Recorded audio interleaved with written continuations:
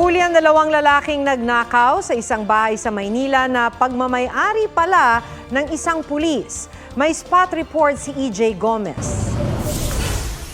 Sa kulungan ng bagsak ng dalawang lalaki sa Maynila matapos looban ng isang bahay.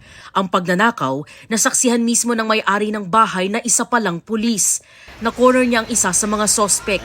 Nakatakas ang isa pero nahuli kalaunan. 2 sapatos at isang basketball shorts na nagkakahalaga ng 10,000 piso ang natangay ng dalawa. Alam po anong makaon.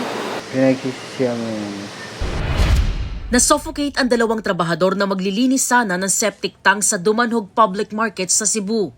Dead on arrival sa ospital ang isa habang nakaligtas at patuloy na nagpapagaling ang isa pa.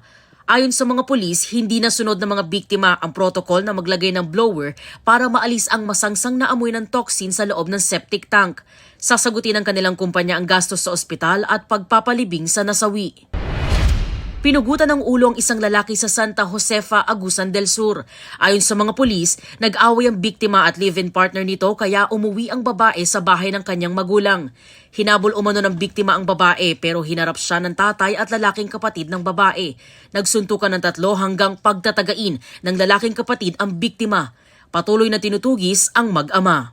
EJ Gomez, nagbabalita para sa GMA Integrated News. Huwag magpahuli sa mga balitang dapat ninyong malaman. Mag-subscribe sa GMA Integrated News sa YouTube. Sa mga kapuso abroad, subaybayan nyo kami sa GMA Pinoy TV at sa www.gmanews.tv.